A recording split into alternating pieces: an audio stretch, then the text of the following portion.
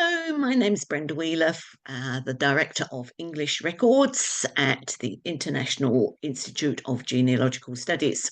Website is genealogicalstudies.com, and today we're going to be looking at some of the archives that are available in England and Wales. So I'm going to start by sharing my screen so that we can have a look at what is there.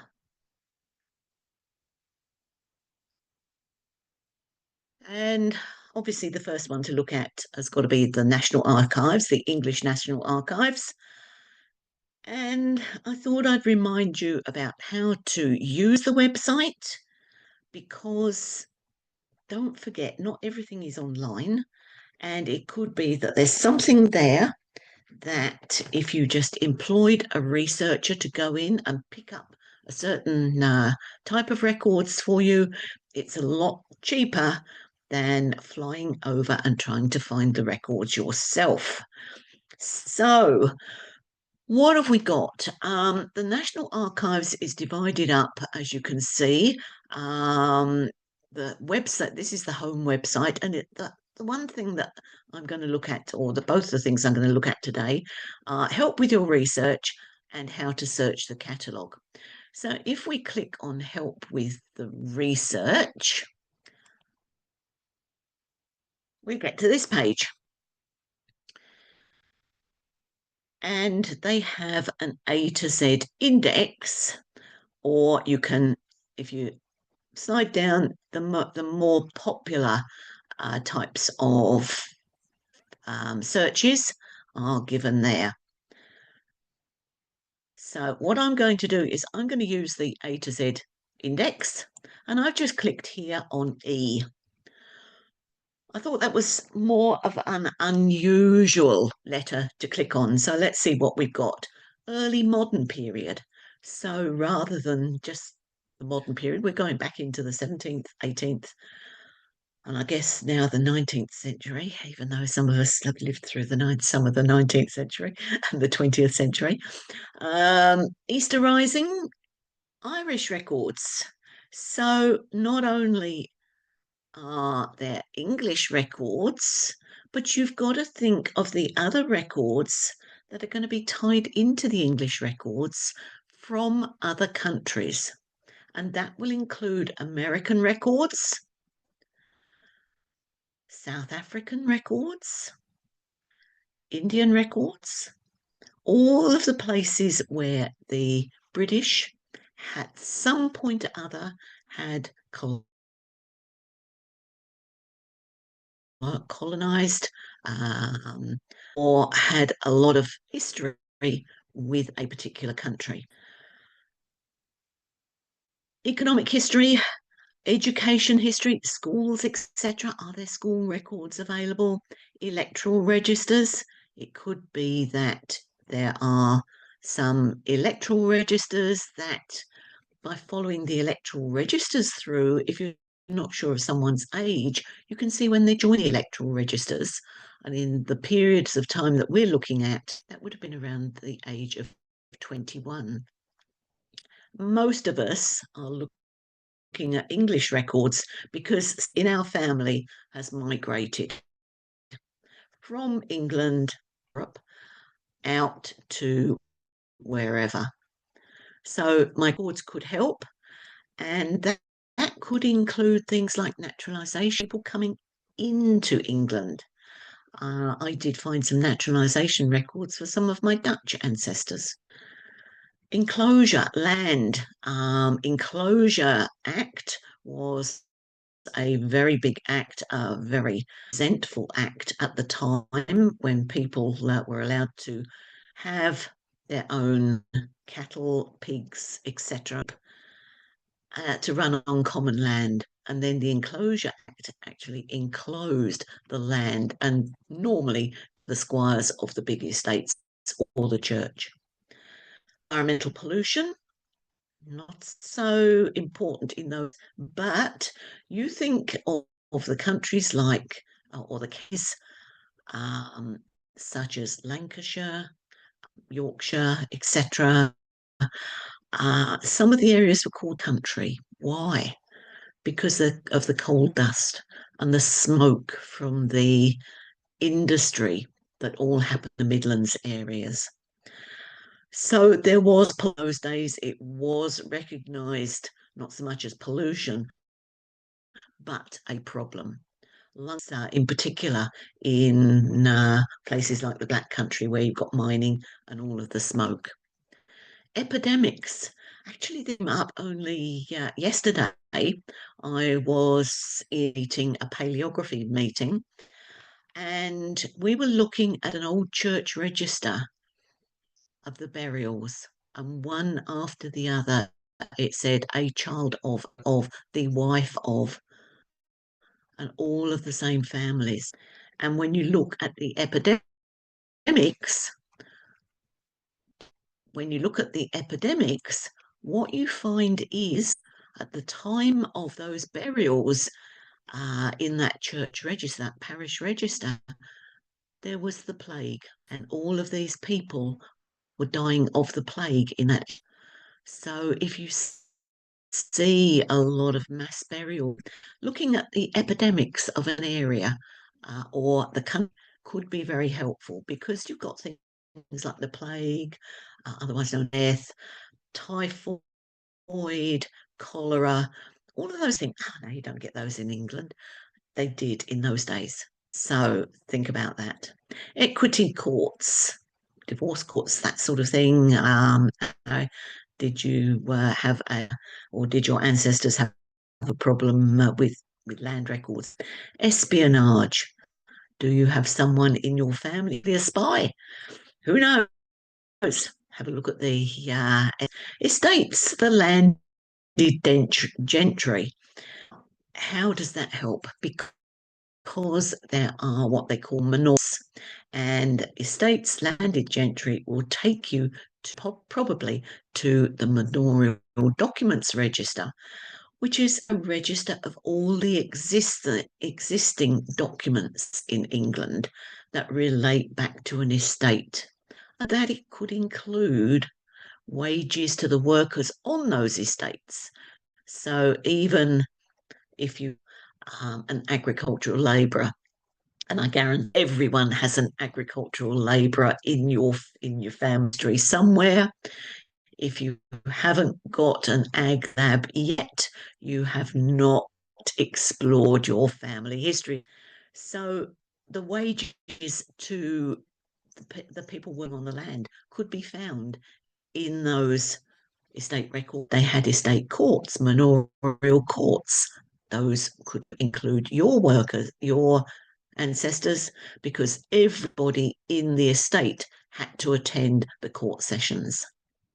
Evacuations. Yeah, there were lots of evacuations during the war, etc. So have a look at that. What about things like the British home children you had going over to Canada? But we also had that same system sending the children to Australia. And in Australia, it was known as sunshine and oranges, because they were promised sunshine and oranges when they got to Australia. Exchequer. This is the tax records, etc. Excise tax. All of that comes into the exchequer. They were the ones that collected the money.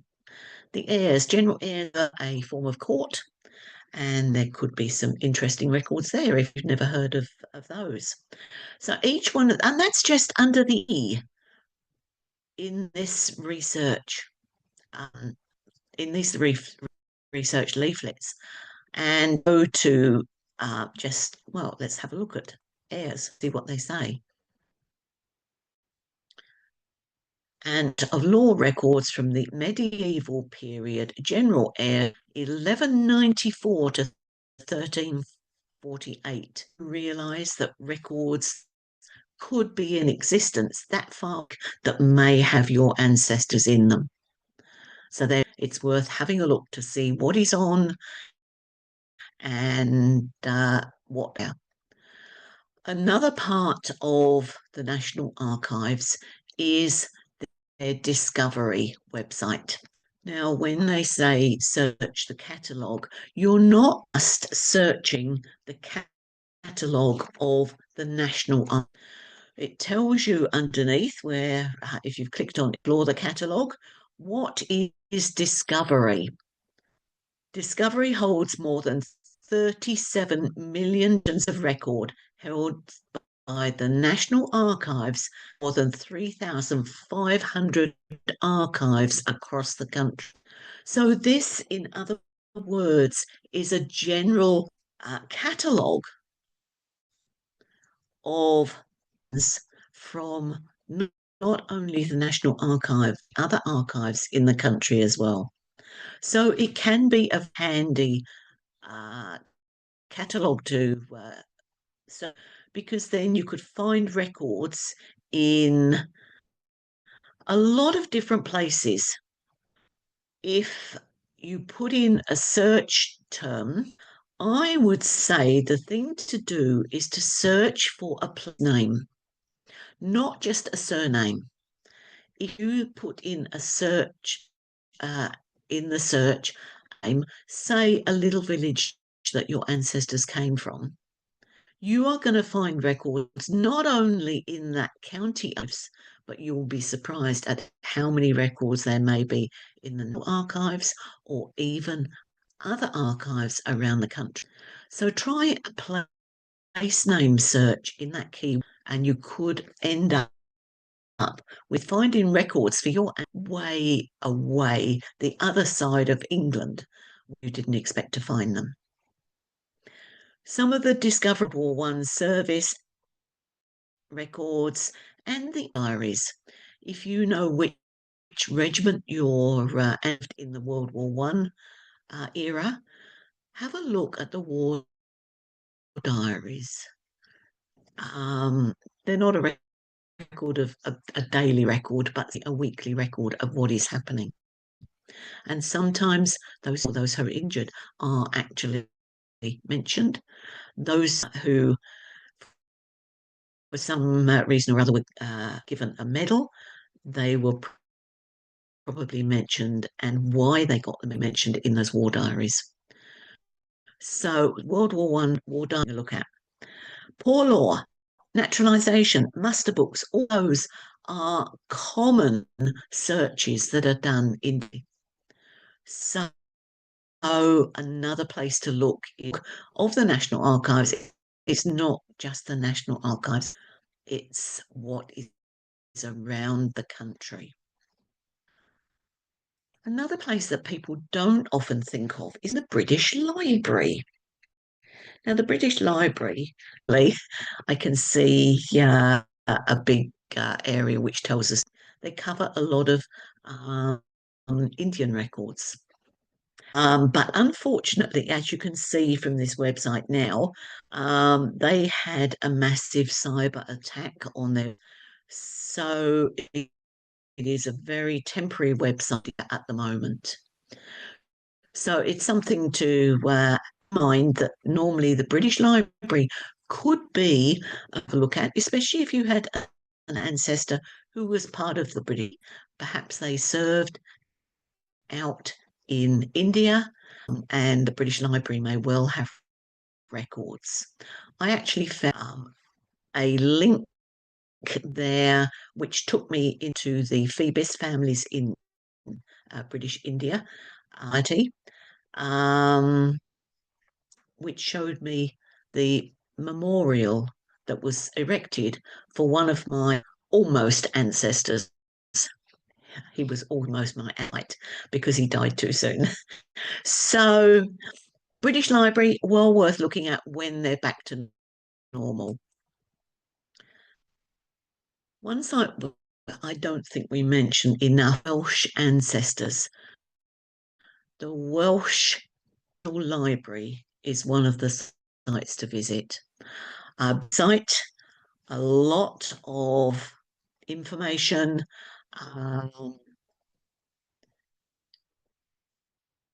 And one of the websites, if you look at the search website, newspapers, tithe maps, Okay, so first one I'm going to look at is newspapers. And here we have Welsh newspapers online for free. So if you have ancestors who lived in Wales, I know it's hard if they're Jones, etc. But again, put a place name rather than a surname will narrow it down to the area that you're interested in, and you may find something in the vast section of online newspapers that they have.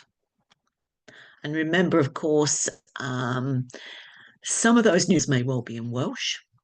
If you go in using Google as your search website, when you're looking at the newspapers, Google will sometimes recognize that we're in a different language, and Google Translate will ask you, do you want to see this page? So that is a handy hint if you want to have a look at the newspapers and you find one of the damn things, gosh, you might be able to translate it to Google Translate. Okay, the other site that what the Welsh Library is for are the tithe maps. And you can see here the tithe maps, places of Wales for the tithe maps of Wales. But also they give you a link to the closest to Wales, and that was Cheshire. And we'll have a look at this between the Welsh tithe maps and the Cheshire tithe maps. So if I go to this one, this is National Library of Wales, Places of Wales. And yeah, just for something different, put in a parish. And what I've booked is Llanmerowig, is a little parish in Montgomeryshire. And I've put a name, and the name of all things, you can see up here, I've got 98 books for Llanmerowig and Wales and Jones. So I've looked at Jones as a popular. In actual fact, I am doing some research for it, who is interested in the Joneses in this. And you can see from this tithe map, I've got the field number 1. Well, I can't see a 1 there, but if I click on the 1, it will come up. But look how there's some 3s. What are they? If I click on one of them, it brings up the 2 that in that particular very close proximity, and there it is, number 1 and number 2. It's both the same farm, it's different parts. If I can bring that up a bit bigger, we see it's the Red House Farm, and the tithe maps have divided the land up into manageable plots for the people doing the survey to go round and find out who owns each or is occupying each plot of land. Now, in this case, if I look at number 1 here, it says it's part of Red House Farm. Here's Red House Farm. It's the house, garden, fold, buildings, etc. It's the homestead. The occupier is Edward Owen, but the landowner is Captain Sir Charles Thomas Jones of the Royal Navy.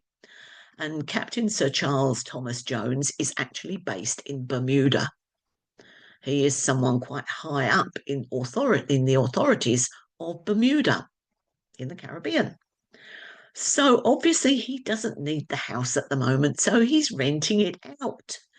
And so the chances are that a lot of these hits will be for Captain Sir Charles Thomas Jones rather than the landowner that I'm actually looking for, who will be under a different name. So I can look down at, you see, Edward Owen has leased a lot of this Red House Farm, but they're all here, all 98 of them. So I can have a look at those at my leisure. They're all here. See how big Red House Farm is. We're up to field number 15. So all of this land around here is part of Red House Farm.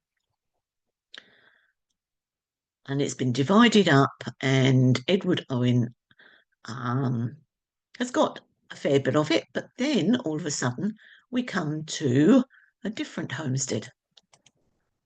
We've got Church House Farm, number 17.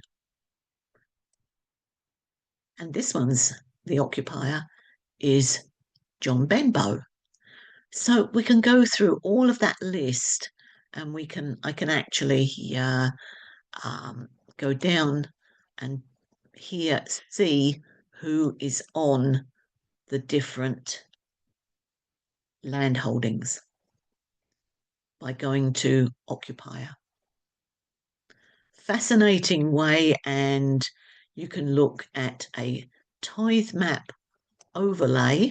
If I click on that, this shows you the places like that. So it's quite a good interactive map, that one. On the other hand, in Cheshire archives have also put their tithe maps online. The tithe maps relate to the time of the 1841. The tithe surveys were done in around 1839, 1840. And they're going to tie in very nicely with the 1841 census. So you can look at the 1841 census, see the village that your ancestor was living in, and if you're lucky enough to find an archives such as Cheshire, where they've got the tithe maps online, this is the sort of thing you get. Now, if we look, we've got a division there between the two. On the right-hand side, as you look at it, that's a modern day map.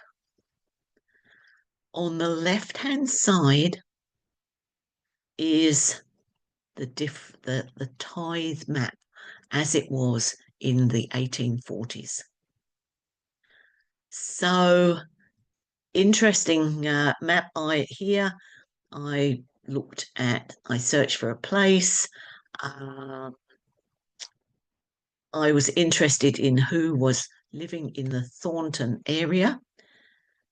And you can see as I go through, the map on the right-hand side is changing to match exactly with the roads that are there. There's the river running through, and here it is here.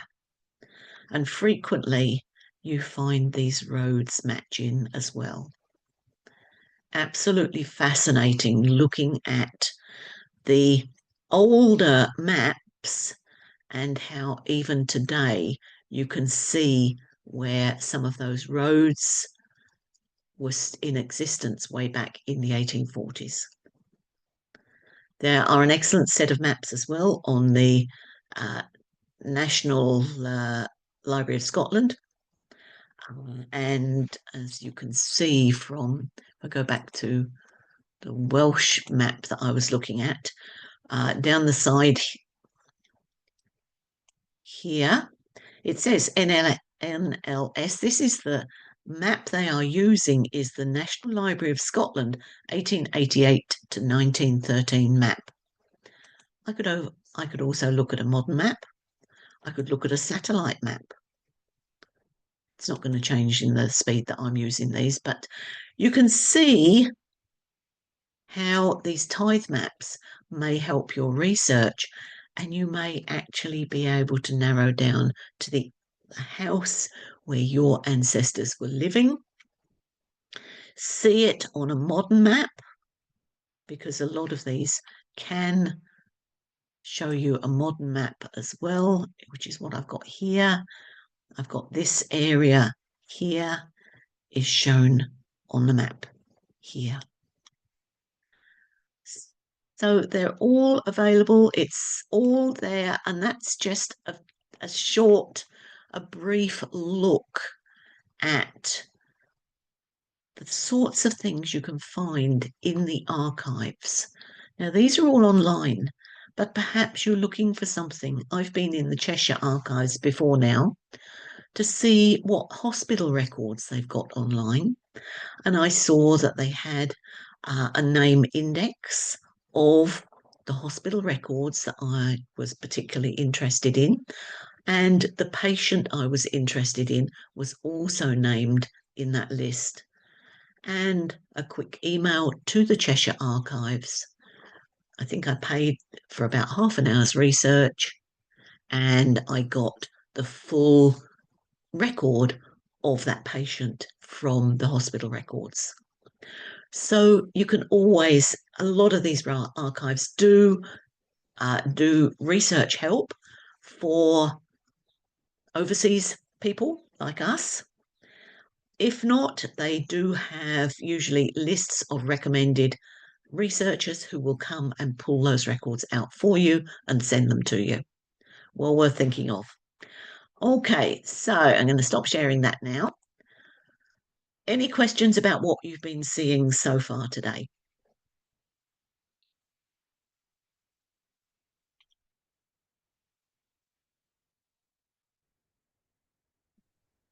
I'm going to stop the recording at this stage.